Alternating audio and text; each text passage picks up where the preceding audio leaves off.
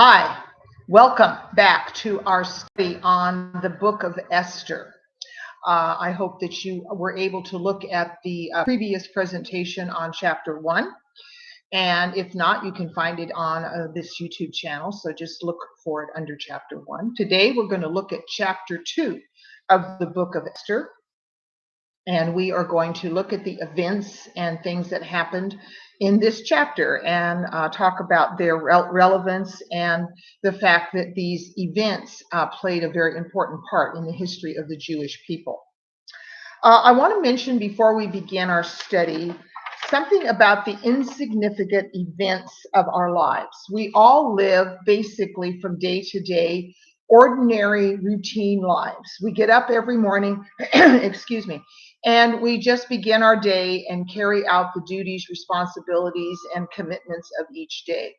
Most of the time, not realizing that sometimes these insignificant daily events could later play a major role in something about our future. And that's what we see happening in the book of Esther, or in chapter 2 specifically.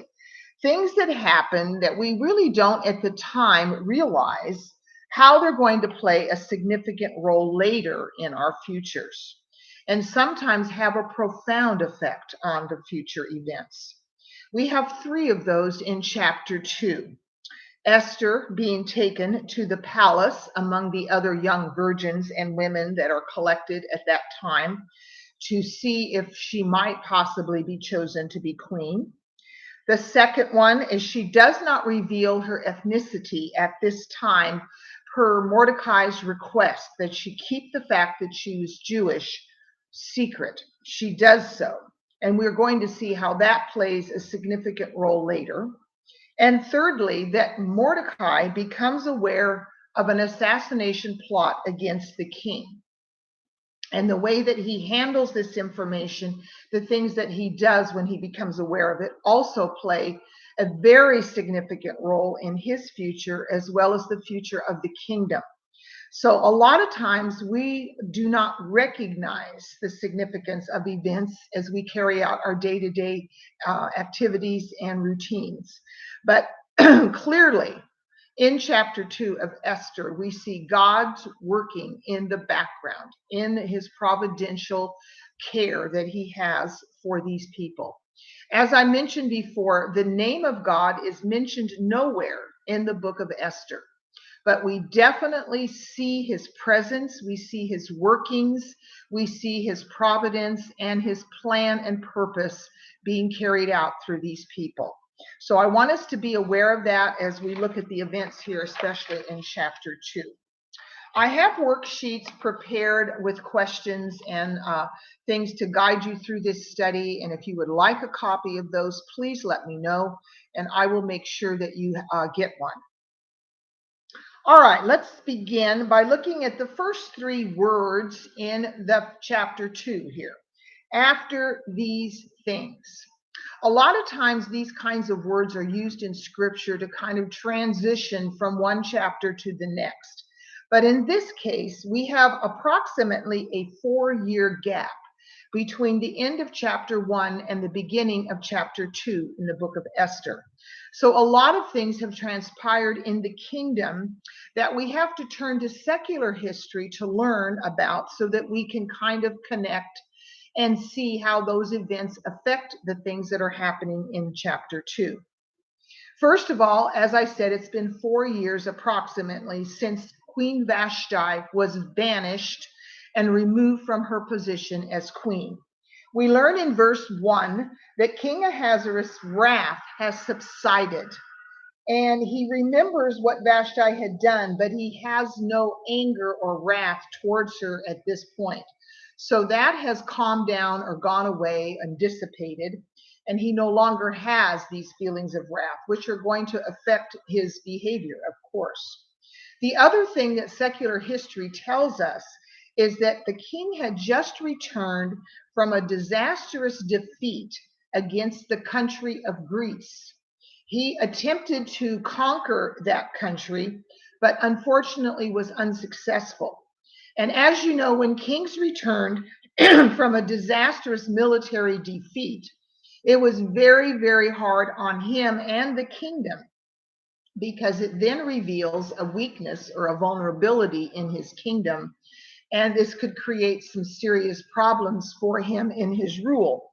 So the king's mood would have been one of defeatism, despair, and possibly depression after returning from this disastrous defeat. So that's why we see in verse 2 that the king's servants who attended him, which would have been his closest attendants, those that he was in constant daily contact with, they come up with this plan. Let's let beautiful young virgins be sought for the king in an effort to perhaps bring some cheer and joy into the king's life. He had not had a queen during this period of time, and they were perhaps hoping this would divert his attention away from the defeat in the army. So they come up with this plan to let young women be collected or gathered among the kingdom. So we remember that there are 127 provinces in the kingdom of Persia at this time. And the decree goes out to all of these kingdoms, putting the princes that are in charge of each of these provinces to gather the beautiful young virgins that are in their particular area. Those women were to be brought to the palace in Shushan and were to be put into the women's quarters there, and were to be given a year-long beauty preparation. So let's pick up with our reading in verse 3. And let the king appoint officers in all the provinces of the kingdom, that they may gather all the beautiful young virgins to Shushan the citadel, into the women's quarters, under the custody of Haggai the king's eunuch, custodian of the women, and let beauty preparations be given them. Then let the young women or young woman who pleases the king be queen instead of Vashti. This thing pleased the king, and he did so. And if we drop down to verse 8, we learn that this went out as a command and a decree from the king throughout all the provinces that he was king over. So this plan pleased the king, and he liked the idea of finding a new queen, and so they began to gather these young women. Secular history says, Josephus specifically is one of the Jewish historians, as you know, estimates that probably over 400 women were eventually brought to the palace during this time for the king to choose a queen from. So that's a huge amount of women that were put under the custody of this one man, a eunuch, who apparently was in charge of the women of the palace. And so he was going to look after their welfare and make sure their needs were met. We are introduced to Mordecai in verse 5, who is the cousin of Esther. So in verse 5, it tells us, in Shushan the citadel, there was a certain Jew whose name was Mordecai, the son of Jair, the son of Shimei, the son of Kish, a Benjamite. Kish had been carried away from Jerusalem with the captives who had been captured with Jehoiakim, king of Judah, whom Nebuchadnezzar, the king of Babylon, had carried away. And Mordecai had brought up Hadassah, that is Esther's Hebrew name, that is Esther, her Persian name, his uncle's daughter, for she had neither father nor mother. The young woman was lovely and beautiful. When her father and mother died, Mordecai took her as his own daughter. So this is our introduction to Mordecai and his cousin Esther. So my question 2 was, describe Esther, and we see that she's described as lovely and beautiful. She is an orphan whose parents are dead and was raised by her cousin Mordecai. He raised her as his own daughter, apparently not having any other family. So her ancestors had been brought by Nebuchadnezzar to Persia when all of the captives were gathered out of Jerusalem at the time of that destruction. And they had remained there rather than return to Jerusalem. If you will recall, in the book of Ezra, the king puts out a decree that any who wanted to return to Jerusalem could. So it wasn't a mandatory return. So some people did choose to remain in Persia. Perhaps they had built a life there for themselves, and they remained in that kingdom, even though it was a foreign country. So that's the situation we find Mordecai and Esther in. Esther had lived a relatively obscure life up to this time, just an ordinary life. She was removed very, very much from the palace life. And she lived a simple life, just her and Mordecai. She more than likely took care of the home responsibilities for she and Mordecai as she grew and got old enough to do so.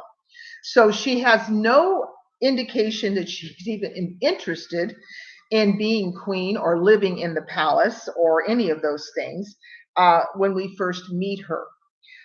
She does not apparently have a choice in whether she's taken to the king's palace.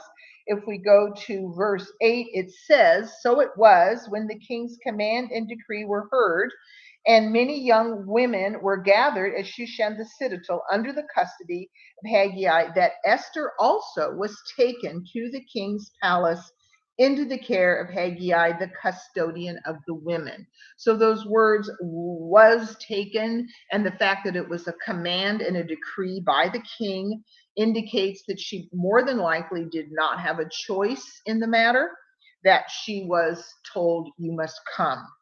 And so we see her being taken into the palace, where she will now live among the other women that were also gathered to be in beauty preparations for 1 year.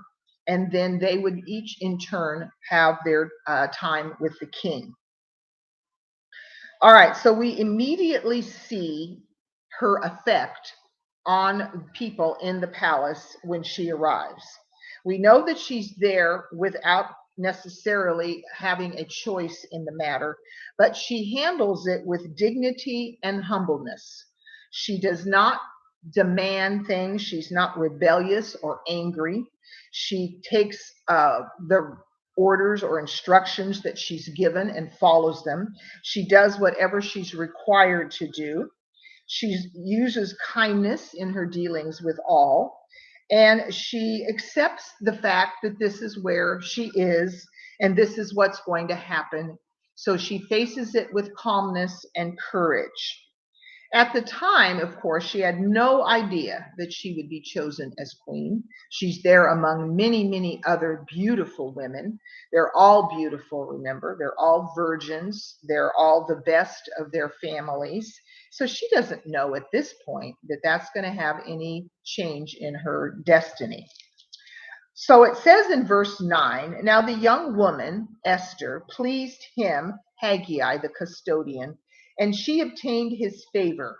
So he readily gave beauty preparations to her beside her allowance." So she receives beauty preparations that are above and beyond what the other women are receiving. And then we also see that she is moved with 7 choice maidens that he gives her to help her to the best place in the house of the women. So she immediately receives special treatment and recognition for her demeanor, for her character, for the way that she conducts herself during this time. And he is so impressed by her behavior and character that he gives her 7 choice maidservants. So that would be the best of the best, more than likely. And he moves her to her own quarters, where she's going to be separated from the majority of the other women that are there in the palace.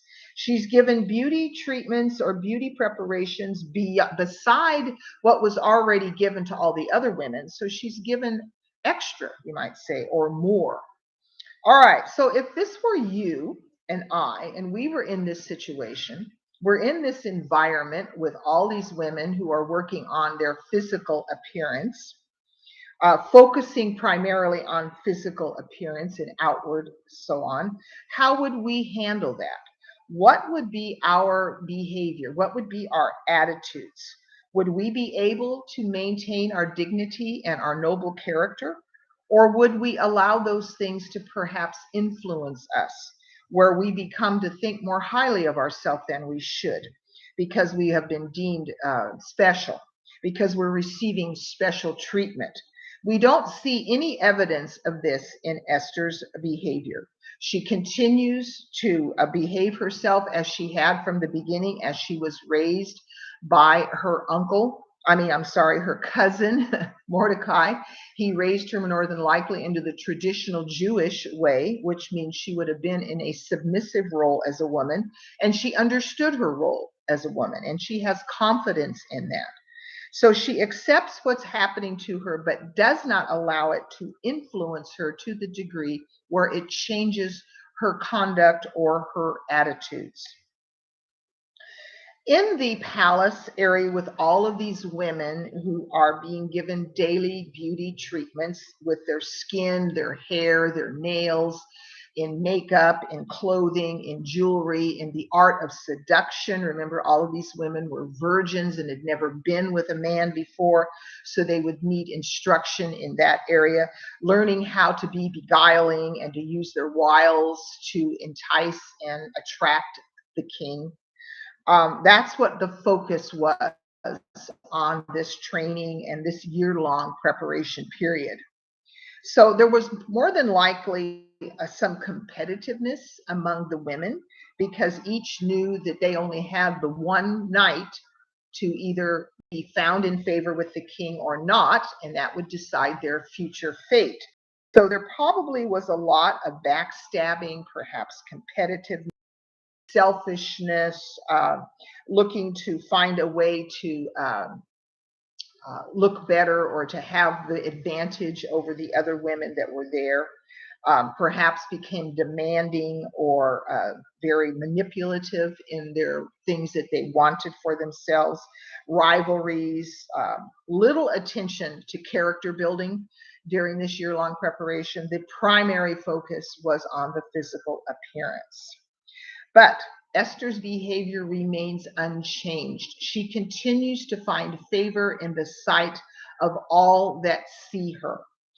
So we see this then as the preparations continue through the year long. Um, and it tells us in verse 11, every day Mordecai paced in front of the court of the women's quarters to learn of Esther's welfare and what was happening to her. So Mordecai's keeping a close eye on things that are happening. He's very concerned about her welfare and hopes that things are going to go well for her. Each woman's turn came to go to the king in verse 12 after she had completed her 12 months of preparations. According to the regulations for the women, they spent 6 months with the oil of myrrh and 6 months with perfumes and preparations for beautifying a woman. These would have been cosmetics and beauty treatments and oils that these women more than likely would never have had access to before, but were then granted those because these would be the best beauty treatments of the kingdom that were being provided for them since they were being prepared to go into the king. Verse 13, thus prepared, each young woman went to the king, and she was given whatever she desired to take with her from the women's quarters to the king's palace. So when it was their turn, each woman would go to see the king at the palace. She would stay with him through the night. And then the next morning, we're going to learn verse 14, in the evening she went, and in the morning she returned to the second house of the women in the custody of a different man now, Shahazgaz, the king's eunuch, who kept the concubines. We know what a concubine is. A concubine is a woman who has been with the king, but they're not married. They don't have any official position in the kingdom other than one of the king's women in his harem. And kings in this kind of prosperous kingdom had huge harems, had many, many women that he could call into his chambers at any time he wanted. And he had access to them, and he could determine their fate if they displeased him. he could easily do away with them. So they had little control over their lives. Once they became a concubine, they would remain in the palace and live there the remainder of their lives as long as the king found favor with them. So that's what's going on with these women. Now, verse 15 tells us that when her turn came, the daughter, Esther, the daughter of Abiah, the uncle of Mordecai, who had taken her as his daughter to go to the king, she requested nothing but what Haggai, the king's eunuch, the custodian of the women, advised. And Esther obtained favor in the sight of all who saw her. So she was clearly physically beautiful, but she also had beautiful inner beauty that was very evident in the way that she carried herself with the dignity and the confidence and the courage that you could see in her demeanor, in her behavior, and in her attitudes. She doesn't take anything with her. She has no demands. She listens to the advice of the chief eunuch and does whatever he recommends. So she is open to receiving instruction. She has no haughty spirit here where she thinks she knows everything and doesn't need help from anyone. She clearly has the attitude of humbleness here and open to instruction. Esther's turn begins in verse 16. So Esther was taken to King Ahasuerus into his royal palace in the 10th month, which is the month of Tebeth, in the 7th year of his reign. The king loved Esther more than all the other women, and she obtained grace and favor in his sight more than all the virgins. So he set the royal crown upon her head and made her queen instead of Vashti. So she had a tremendous effect upon the king. Remember, this king has seen a parade of beautiful, beautiful women at this point. We don't know exactly where in the order of these women that Esther fell, but there were probably many women that went before her. And yet something in Esther stands out to such a degree that the king loves her more than all of the other virgins. So she's chosen out of this large group of beautiful women to become queen. Now, what would have been Esther's fate if she had not been chosen as queen? And as I mentioned, it would have been a life among the women in the harem. She would have been a concubine, but once she had spent the night with the king, she would then become a concubine, which she could be called whenever the king desired to spend the night with her. She would be called by name, and then it would just be that kind of relationship. She would have no official position. She would have little rights. The only privileges she would have had would have been whatever was given to the women in the harem. So she would have been fed and clothed and had servants to wait on her, no doubt. But that was it. There would be no other outside contact with the world outside the palace. She would have not been able to have had a family, more than likely. She would have lived just among the other concubine women. If there were children as a result of spending the night with the king, the women of the harem took care of those children. So that would have been Esther's fate. But as we see, God's providence is at work here, and she is the one chosen to be the queen.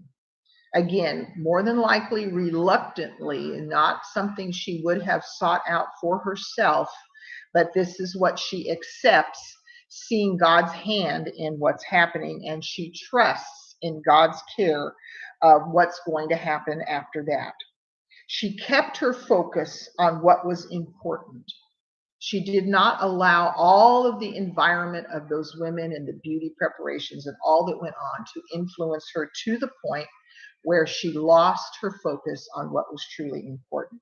So clearly the upbringing that Mordecai gave her was substantial, was solid, and gave her a good foundation to establish her life on. She was humble, she was submissive, she was cooperative, she was kind, and she had kept the secret of her ethnicity, which becomes one of those insignificant things I was talking about earlier that we're going to see becomes very significant as these events play out in the book of Esther. Being able to keep a secret, keep confidences is an important quality for women. And we see Esther having that ability. She is not tempted to reveal it.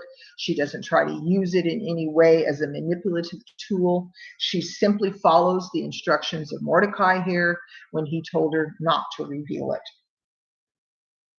So we see that Esther's upbringing and training played a very important part in her ability to handle her fate when she was chosen to be queen. She's going to continue with that character. She's not, as we're going to see as we read through the book, she doesn't allow even the position of being queen to change her demeanor, her behavior, or her attitudes, which is wonderfully, wonderfully outstanding example for all of us to maintain our dignity and our character in spite of what may be happening. The king throws a feast in verse 18. The king made a great feast, the feast of Esther, for all his officials and servants, and he proclaimed a holiday in the provinces and gave gifts according to the pleasure or generosity of the king. So we have a major celebration going on. It was called a great feast. So there was probably lots of food, lots of wine, lots of celebrating. He introduces Esther to his kingdom, to his officials. He also invites his servants. So he includes all those in the kingdom. And it becomes a holiday, and there are gifts that are given to the king, from the king to his subjects. So it's a grand celebration here. And obviously, the king is pleased with his choice. He is glad to be able to have a queen, perhaps that he can rely on, that he can trust, that he can use for support when he needs it, to have a companion when he wants one. So this is an important event in his kingdom. All right. Starting in verse 20, we read that Esther had not revealed her family and her people, just as Mordecai had charged her, for Esther obeyed the command of Mordecai as when she was brought up to him by him. This is where we get the understanding that she was submissive and cooperative to the instructions of Mordecai. She did not have the attitude of some young women. Once they become an adult, they discard their parents' instructions and advice and decide to live their life the way they think they want to live it, and they're not open to instruction or advice, which unfortunately leads them sometimes down disastrous paths. But Esther doesn't do that. We see her continuing to be submissive and obedient to the instructions of Mordecai. She had great respect for him, as you can tell. All right, well, as we know, Mordecai spent a great deal of his time at the king's gate. The king's gate was the entrance in and out of the palace, with the comings and goings of all the various officials and people that would come in and out of the palace every single day. So knowing the goings on of the kingdom, you would know if you were one of the gatekeepers or one of the people that was at the gate. While Mordecai is there, he overhears, more than likely, two of the king's eunuchs, and we'll pick up that reading in verse 21. In those days, there's that phrase again. While Mordecai sat within the king's gate, two of the king's eunuchs, Bithan and Teresh, doorkeepers, become furious and sought to lay hold on King Ahasuerus. So what they became furious about with the king, we do not know, but it was such that they were furious. They weren't just upset or a little angry, they were furious. And we're going to see evil here play a part, and it's an example to us of what happens when we allow wrath to go unchecked. Because these men become so angry with the king that they decide to lay hands on the king, which would mean assassinate him, which was a problem in many, many of these ancient civilizations where royal family members were killed to help someone else become in charge or to have the power of the kingdom. So there was a constant threat to the king and his family against these kinds of plots. Now, when Mordecai discovers the plot, what he does with this information is very, very prevalent. We're going to see how important of a role it plays. He makes the matter known, 22. So the matter became known to Mordecai, who told Queen Esther, and Esther informed the king in Mordecai's name. So he lets the queen know, he gets a message to her.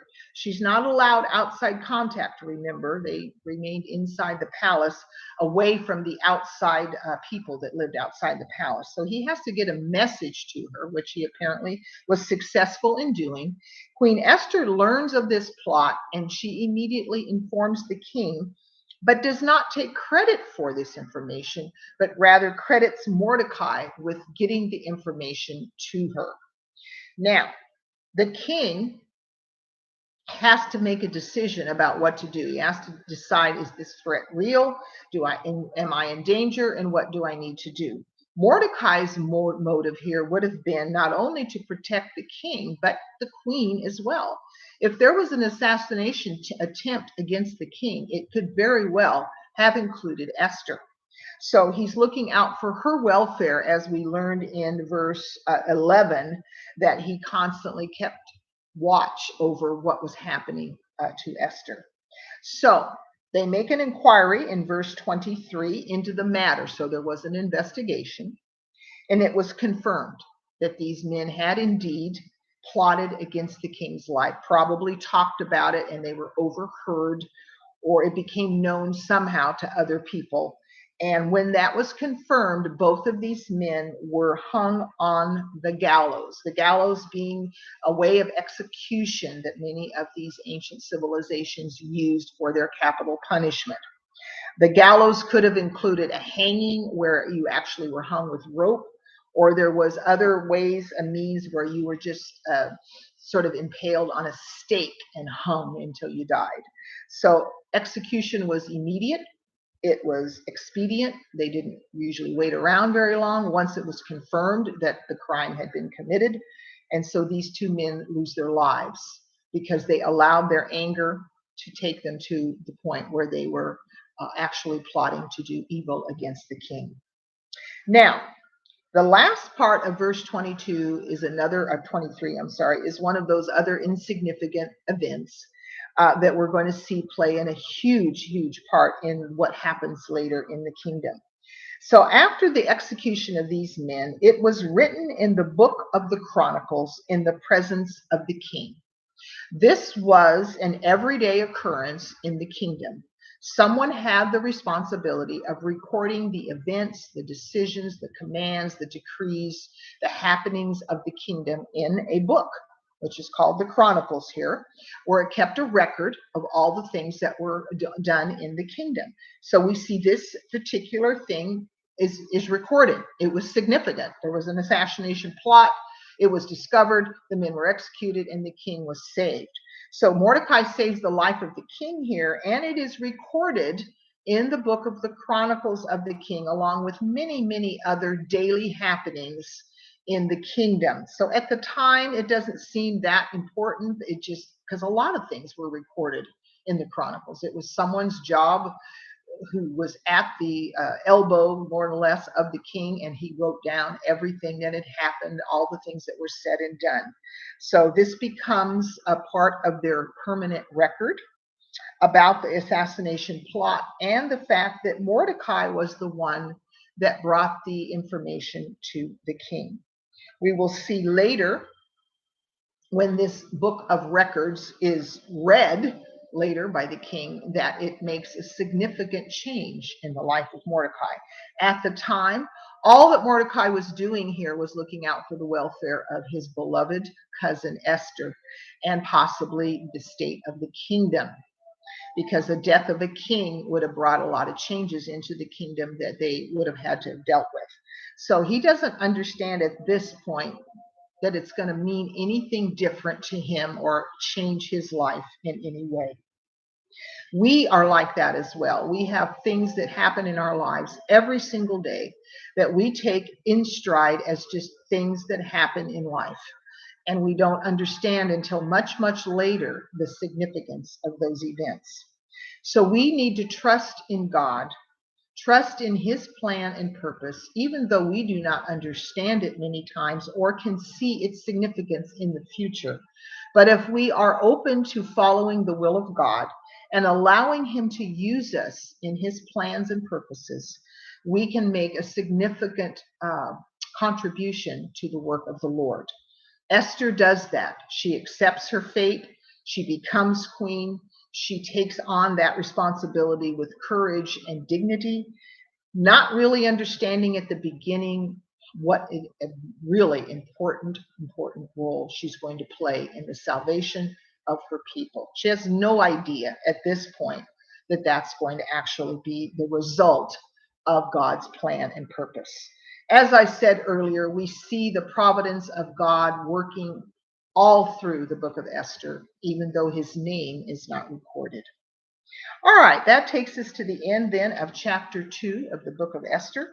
I hope that you found that interesting and helpful, and that there are lessons as women that we can learn from Esther. And that's what I want us to play, make sure that we pay attention to as we're in our study. Not only is this a historical book in the Old Testament, but there are many important applications we can make to our lives as women, that we can face whatever happens to us with dignity and calmness and humbleness, remembering that God is going to take care of the things that are happening in our lives if we trust in him. That would be the significance. We must make sure that we trust in him and don't try to interrupt, change, or disrupt God's plan, thinking that we know more than God. We see none of that in Esther's behavior. So, next presentation, we're going to look at chapters 3 and 4 together. So again, if you would like a copy of the worksheets, please let me know, and I will be happy to share those with you. I thank you for watching today and being a part of our study, and I will see you the next time. Thank you.